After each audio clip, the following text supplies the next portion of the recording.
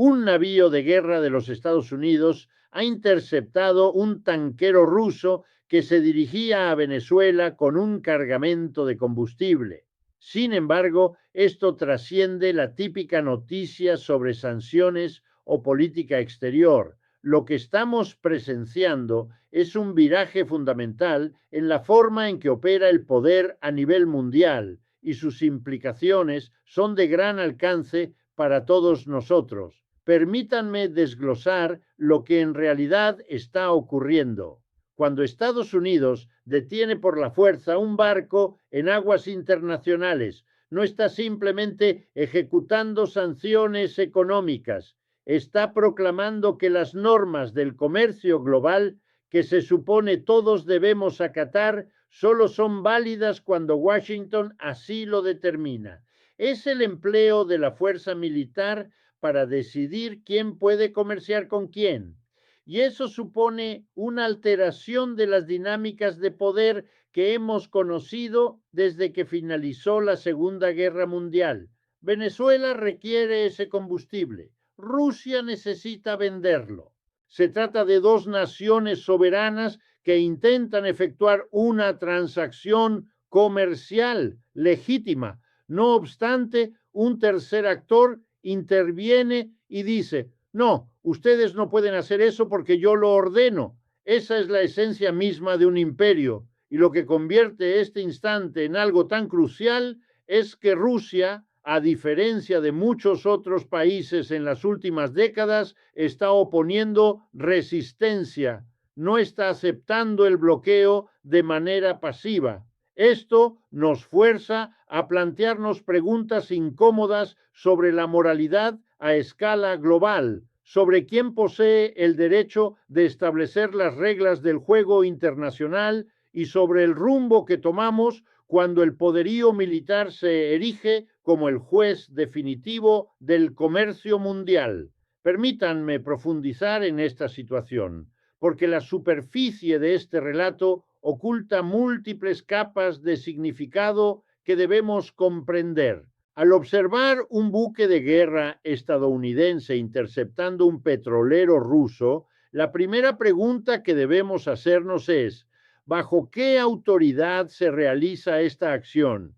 Y es aquí donde la situación se torna verdaderamente reveladora, porque la respuesta nos muestra cómo funciona en realidad el sistema internacional, no como nos lo describen en los manuales de relaciones internacionales o en los discursos políticos. Estados Unidos ha impuesto sanciones a Venezuela y también a Rusia, pero he aquí el detalle clave que muchos ignoran. Las sanciones estadounidenses son leyes de Estados Unidos, son decisiones adoptadas en Washington, aprobadas por el Congreso estadounidense o puestas en vigor mediante decretos presidenciales.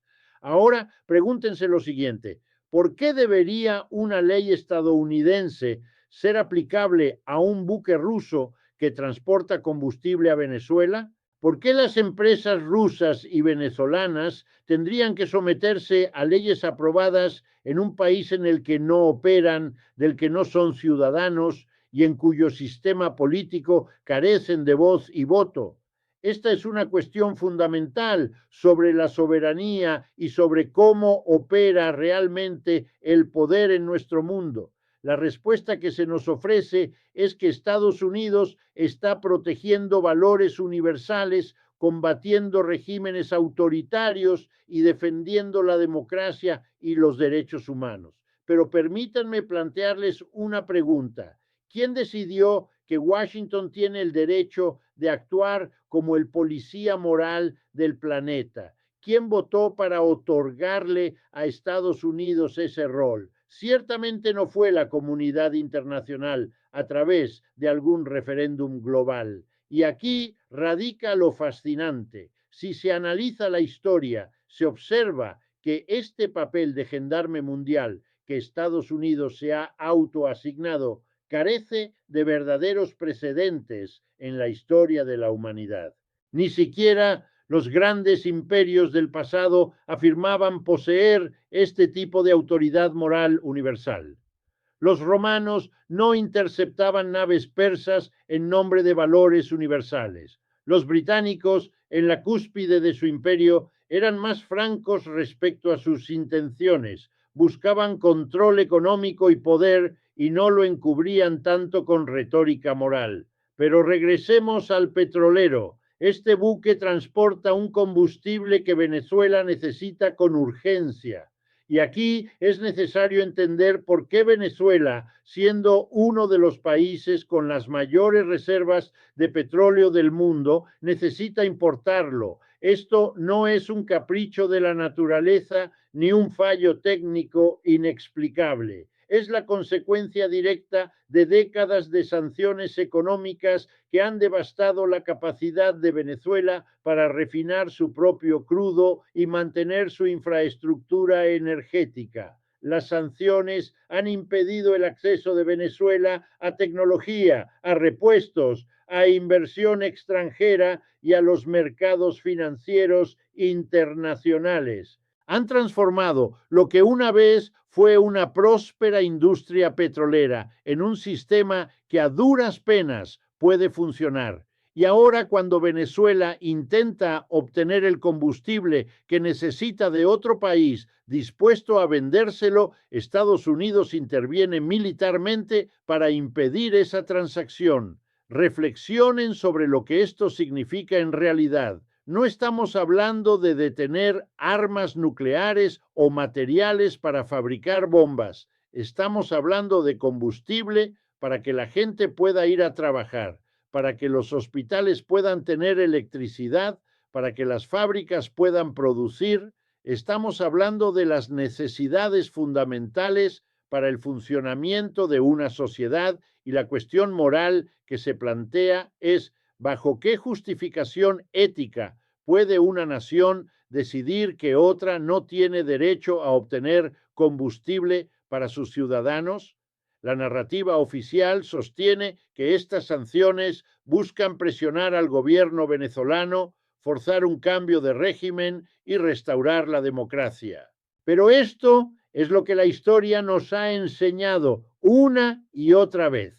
Las sanciones económicas no derrocan gobiernos, lo que sí hacen es provocar un sufrimiento masivo en la población civil. Lo vimos en Irak en la década de 1990, donde las sanciones causaron la muerte de cientos de miles de niños, mientras Saddam Hussein se mantenía firme en el poder. Lo vimos en Cuba durante décadas, donde el embargo no derrocó a los Castro, pero sí hizo la vida infinitamente más dura para los cubanos de a pie.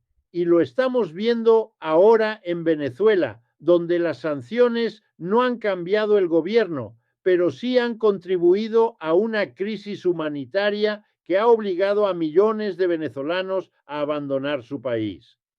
Y he aquí la cruel ironía. Cuando millones de venezolanos huyen de su país, en parte debido a las condiciones económicas generadas por las sanciones, muchos de ellos acaban en la frontera sur de Estados Unidos en busca de asilo. Y entonces el mismo país que implementó las políticas que contribuyeron a crear la crisis los trata como un problema migratorio que debe resolverse con más muros, más deportaciones y más controles fronterizos.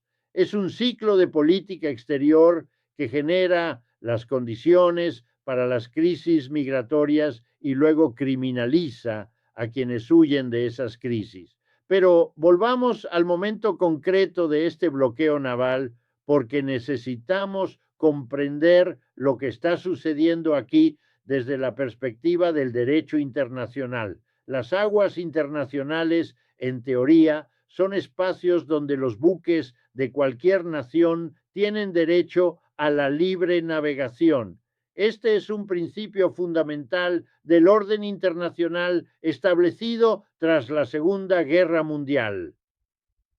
La Convención de las Naciones Unidas sobre el Derecho del Mar establece normas claras al respecto. Pero lo que estamos presenciando es que Estados Unidos actúa como si esas normas no fueran aplicables cuando decide que no lo son. Está utilizando su superioridad militar para simplemente ignorar los principios del derecho internacional cuando estos interfieren con sus objetivos políticos. Algunos argumentarán que Estados Unidos tiene derecho a hacerlo porque está haciendo cumplir sus propias leyes de sanciones. Pero piensen en la lógica de este argumento y cada país pudiera usar su fuerza militar para imponer sus leyes nacionales en aguas internacionales contra buques de otras naciones, todo el sistema internacional se hundiría en el caos. ¿Qué ocurriría si China decidiera bloquear barcos estadounidenses que transportan productos a Taiwán, argumentando que no reconoce la legitimidad de las relaciones comerciales con Taiwán? ¿Qué sucedería si Rusia decidiera bloquear barcos que llevan suministros a Ucrania? Estados Unidos clamaría que eso es una violación del derecho internacional, una agresión inaceptable, un acto de guerra. Pero cuando Estados Unidos hace exactamente lo mismo, se nos dice que es una aplicación legítima de sanciones. Esta doble moral no es una casualidad, es un elemento central del funcionamiento del sistema imperial. El imperio se define precisamente por su capacidad de dictar reglas que los demás deben seguir, pero que él mismo puede ignorar a su conveniencia. Esta es la esencia del poder imperial, la capacidad de situarse por encima de las normas que impone a otros. Y lo que hace que este momento sea tan relevante históricamente es que estamos viendo esta dinámica imperial chocar con naciones que poseen la capacidad y la voluntad de resistir. Rusia no es el Irak de 2003 ni la Libia de 2011. Rusia es una potencia nuclear con un ejército considerable, alianzas estratégicas y recursos económicos significativos. Cuando Estados Unidos bloquea este petrolero, no puede simplemente suponer que Rusia lo aceptará pasivamente. Y Venezuela, aunque debilitada económicamente por años de sanciones, cuenta con alianzas con Rusia, China, Irán y otros países que están cada vez más dispuestos a desafiar la hegemonía estadounidense. Esto significa que nos encontramos en un momento en que las acciones de Estados Unidos tienen el potencial de escalar de formas que no hubieran sido posibles en décadas anteriores. Y esto es lo que realmente necesitamos entender sobre este momento histórico. No estamos presenciando simplemente una disputa entre Estados Unidos y Venezuela o entre Estados Unidos y Rusia. Estamos asistiendo al desarrollo de un conflicto mucho más amplio sobre la estructura fundamental del orden mundial. Durante más de 70 años, desde el final de la Segunda Guerra Mundial, Estados Unidos ha sido la potencia hegemónica indiscutible. Ha utilizado esa posición para crear un sistema internacional que en muchos aspectos beneficia principalmente a Estados Unidos y a sus aliados más cercanos. El dólar como moneda de reserva mundial, las instituciones financieras internacionales dominadas por Estados Unidos y Europa, los sistemas de comercio global estructurados para favorecer a las economías occidentales. Todo esto ha formado parte de lo que a veces se denomina el orden internacional basado en reglas, pero he aquí la incómoda verdad. Ese orden basado en reglas solo ha aplicado realmente las reglas a algunos países. Las naciones poderosas, en especial Estados Unidos, han violado esas reglas repetidamente sin enfrentar consecuencias reales. Estados Unidos invadió Irak sin la autorización del Consejo de Seguridad de la ONU. Ha derrocado gobiernos democráticamente elegidos en docenas de países durante la Guerra Fría y después. Ha torturado prisioneros en violación de las convenciones de Ginebra. Ha espiado a líderes de países aliados y ha utilizado drones para asesinar a personas sin el debido proceso legal en países con los que no está formalmente en guerra. Y en cada uno de estos casos, cuando otros países o instituciones internacionales han protestado, Estados Unidos simplemente ha seguido adelante porque tiene el poder para hacerlo. Lo que estamos viendo con el bloqueo del petrolero ruso es otra manifestación de esta misma dinámica, pero en un contexto global que ha cambiado fundamentalmente. China ha emergido como una superpotencia económica. Rusia ha reconstruido su capacidad militar y ha demostrado su voluntad de usarla.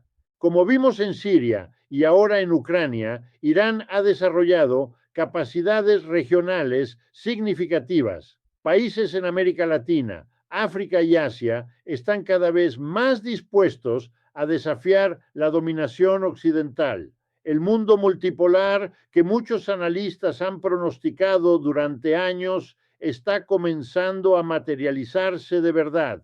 Y en este contexto de cambio global, las viejas tácticas de Estados Unidos están generando nuevos tipos de resistencia. Cuando Estados Unidos bloqueó ese petrolero ruso, no solo afectó a Rusia y Venezuela, envió un mensaje a cada país del mundo que esté considerando desafiar las preferencias estadounidenses. Les dice, no importa lo que digan las leyes internacionales, no importan cuáles sean tus derechos como nación soberana. Si desafías a Washington, usaremos nuestra fuerza militar para detenerte, pero al mismo tiempo ese mismo mensaje está motivando a más y más países a buscar alternativas al sistema dominado por Estados Unidos.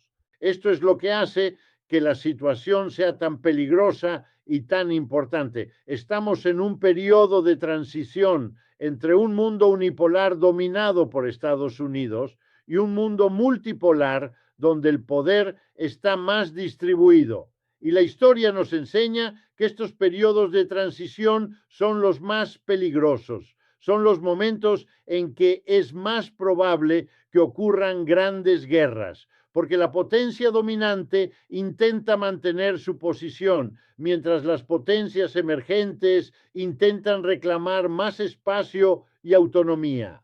La Primera Guerra Mundial tuvo lugar en un periodo de transición cuando Gran Bretaña estaba perdiendo su posición hegemónica y Alemania estaba en ascenso. Nos encontramos en un momento análogo ahora, aunque con la complejidad añadida de las armas nucleares que hacen que un conflicto directo entre grandes potencias sea potencialmente catastrófico para toda la humanidad. Así que cuando vemos ese buque de guerra estadounidense bloqueando ese petrolero ruso, necesitamos entender que estamos viendo mucho más que una simple aplicación de sanciones. Estamos viendo a una potencia hegemónica en relativo declive, intentando usar su superioridad militar para mantener un orden global que cada vez más países están desafiando. Estamos viendo el choque entre la afirmación de Estados Unidos de que tiene el derecho de gobernar el comercio internacional y la afirmación de otros países de que tienen derecho a comerciar entre sí interferencia externa.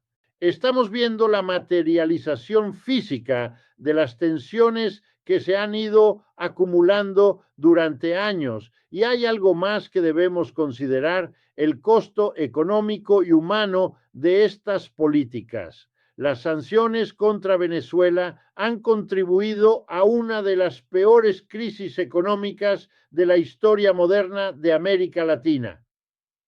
El PIB de Venezuela se ha contraído más de un 70%. La hiperinflación ha destruido los ahorros de millones de personas. Los servicios básicos como la electricidad y el agua potable se han vuelto poco fiables. El sistema de salud ha colapsado en muchas zonas. Millones de personas han huido del país y sí, las políticas del gobierno venezolano han contribuido a esta crisis, pero las sanciones estadounidenses han empeorado la situación exponencialmente y han bloqueado posibles vías de recuperación económica. Cuando Estados Unidos bloquea ese petrolero, no está solo haciendo una declaración política, está prolongando activamente el sufrimiento de millones de personas corrientes en Venezuela que simplemente quieren poder llevar una vida normal. Está impidiendo que Venezuela obtenga el combustible que necesita para que su economía funcione. Y la pregunta moral que debemos hacernos es, ¿merece la pena? ¿Merece la pena el sufrimiento humano que causan estas políticas? ¿Y qué están consiguiendo realmente? Porque esta es la realidad. Después de años de máxima presión y sanciones, el gobierno venezolano que Estados Unidos quiere cambiar sigue en el poder.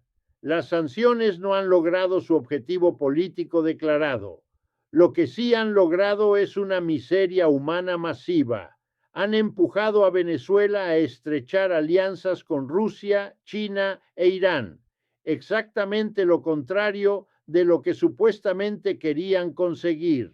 Han creado un flujo migratorio masivo que ha desestabilizado a los países vecinos de América Latina. Han proporcionado a otros países, especialmente en el sur global, otro ejemplo de cómo Estados Unidos utiliza su poder económico y militar para causar sufrimiento cuando los países no se alinean con sus preferencias políticas. Y esto nos lleva a una cuestión más profunda sobre la moralidad de la política exterior estadounidense. En Washington existe la suposición casi automática de que Estados Unidos tiene el derecho e incluso la obligación de intervenir en otros países cuando estos no cumplen con ciertos estándares que Estados Unidos define. Esta suposición está tan arraigada en la cultura política estadounidense que rara vez se cuestiona de manera fundamental. Los debates en Washington suelen girar en torno a intervenir, no si se debe intervenir sobre qué tácticas usar, ¿no? Si Estados Unidos tiene el derecho básico de determinar qué tipo de gobierno deben tener otros países, pero desde la perspectiva de gran parte del resto del mundo, esta suposición es profundamente problemática. Para muchas personas en América Latina, África, Asia y Oriente Medio, la historia de la intervención estadounidense no es una historia de liberación y promoción de la democracia, es una historia de apoyo a dictadores cuando esos dictadores servían a los intereses estadounidenses de derrocamiento de gobiernos democráticos, cuando esos gobiernos nacionalizaban recursos o implementaban políticas económicas que no gustaban a Washington, de invasiones y bombardeos que mataron a millones de personas, de sanciones económicas que causaron un sufrimiento masivo entre las poblaciones civiles. Cuando Estados Unidos bloquea ese petrolero ruso frente a las costas de Venezuela, muchas personas en el sur global no ven una noble defensa de la democracia. Ven lo mismo que han visto durante décadas, una potencia imperial utilizando su fuerza militar y económica superior para imponer su voluntad sobre naciones más débiles. En la continuación de patrones coloniales e imperiales que supuestamente terminaron en el siglo P6, pero que en realidad solo cambiaron de forma el colonialismo formal, donde los países europeos gobernaban directamente territorios en África, Asia y América Latina, ha terminado, pero ha sido reemplazado por formas más sutiles de dominación, donde las instituciones financieras internacionales, los acuerdos comerciales desequilibrados, las sanciones económicas y la intervención militar ocasional mantienen a muchos países del sur global en posiciones subordinadas. Y he aquí por qué este momento es tan importante. Ese sistema está siendo desafiado de maneras que no habíamos visto en décadas. Cuando Rusia envía ese petrolero a Venezuela, a pesar de las sanciones estadounidenses, está haciendo una declaración, está diciendo que no acepta el derecho de Estados Unidos a dictar con quién puede comerciar. Cuando China construye rutas comerciales alternativas a través de su iniciativa de la franja y la ruta, está creando una infraestructura que reduce la dependencia de los sistemas dominados por Occidente. Cuando los países establecen mecanismos para comerciar en monedas distintas al dólar, están erosionando uno de los pilares del poder estadounidense. Cuando las naciones de América Latina eligen gobiernos de izquierda que priorizan la soberanía nacional sobre el alineamiento con Washington, están rechazando décadas de presión estadounidense. Ninguno de estos desarrollos por sí solo es suficiente para derribar el orden dominado por Estados Unidos, pero en conjunto representan un cambio tectónico en la política global. Y la respuesta de Estados Unidos, ejemplificada por ese buque de guerra bloqueando ese petrolero, es esencialmente intentar usar la fuerza para mantener un sistema que está siendo rechazado por una parte cada vez mayor del mundo. Esta es una estrategia que probablemente fracasará a largo plazo porque el poder militar por sí solo no puede sostener indefinidamente un orden global cuando ese orden es visto como ilegítimo por una parte significativa del mundo. Consideremos esto desde un punto de vista diferente. Póngase en el lugar de un político, de un país africano, del sudeste asiático o de América Latina. Está observando lo que le está pasando a Venezuela. Ve que Venezuela intentó tomar un rumbo político que no era del agrado de Washington. Ve que a raíz de esto, Venezuela fue castigada con sanciones económicas demoledoras. Ve que cuando Venezuela trata de recibir ayuda de otras naciones, Estados Unidos utiliza su marina de guerra para bloquearla de forma literal. ¿Qué conclusión extrae de esto? La lección es que si te enfrentas a Estados Unidos, sufrirás consecuencias económicas y posiblemente militares devastadoras, sin que importen las leyes internacionales sobre soberanía y autodeterminación. Pero aquí tenemos la otra cara de la moneda. También observa que después de tantos años de presión máxima, Venezuela sigue existiendo como una nación independiente. Ve que cuenta con aliados dispuestos a brindarle ayuda a pesar de las amenazas de Estados Unidos. Ve que existen vías de resistencia que son viables y cada vez más se da cuenta de que para Estados Unidos también hay un coste por mantener estas políticas. Estados Unidos está perdiendo capital político, está empujando a los países a formar alianzas alternativas y está demostrando al mundo que no respeta las mismas normas internacionales que afirma defender la situación de Venezuela. Y este buque petrolero bloqueado es un microcosmos de estas dinámicas globales de mayor envergadura. Es un momento en el que podemos ver con absoluta claridad cómo opera el poder realmente en el sistema internacional, no como se supone que debería operar en teoría. Nos enseña que el orden internacional basado en reglas solo las aplica de forma selectiva. Nos enseña que la fuerza militar sigue siendo la base última del poder político mundial. Nos enseña que las naciones más débiles tienen muy poca protección real frente a la coacción de las más fuertes y nos enseña que nos encontramos en un momento en el que ese sistema está siendo desafiado cada vez más.